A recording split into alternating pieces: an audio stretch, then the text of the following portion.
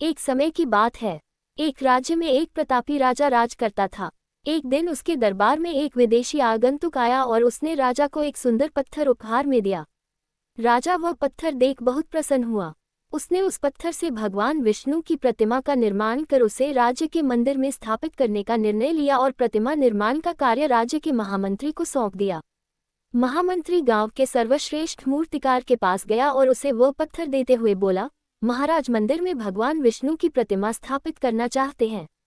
7 दिवस के भीतर इस पत्थर से भगवान विष्णु की प्रतिमा तैयार कर राजमहल पहुंचा देना।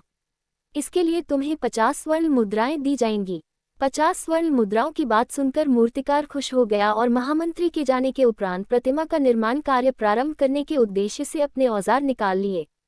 अपने औजारों में से उसने एक हथौड़ा लिया और पत्थर तोड़ने के लिए उस पर हथौड़े से वार करने लगा, किंतु पत्थर जस का तस रहा। मूर्तिकार ने हथौड़े के कई वार पत्थर पर किए, किंतु पत्थर नहीं टूटा।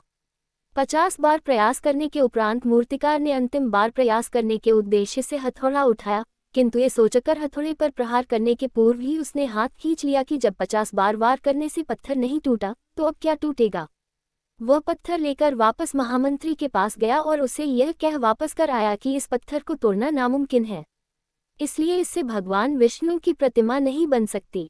महामंत्री को राजा का आदेश हर स्थिति में पूर्ण करना था, इसलिए उसने भगवान विष्णु की प्रतिमा निर्मित करने का कार्य गांव के एक साधारण से मूर्तिकार को सौंप दिया। पत्थर लेकर मूर्तिकार ने महामंत्री के सामने ही उस पर हथौड़े से प्रहार किया और वह पत्थर एक बार में ही टूट गया। पत्थर टूटने के बाद मूर्तिकार प्रतिमा बनाने में जुट गया। इधर महामंत्री सोचने लगा कि काश पहले मूर्तिकार ने एक अंतिम प्रयास और किया होता तो सफल हो गया होता और 50 स्वर्ण मुद्राओं का हकदार बनता। सीख मित्रों, हम भी अपने जीवन में ऐसी परिस्थितियों से दो चार होते रहते हैं। कई बार किसी कार्य को करने के पूर्व या किसी समस्या के सामने आने पर उसका निराकरण करने के पूर्व ही हमारा आत्मविश्वास डगमगा जाता है और हम प्रयास किए बिना ही हार मान लेते हैं। कई बार हम 1-2 प्रयास में असफलता मिलने पर आगे प्रयास करना छोड़ देते हैं, जबकि हो सकता है कि कुछ प्रयास और करने पर कार्य पूर्ण हो जाता या समस्या का समाधान हो जाता।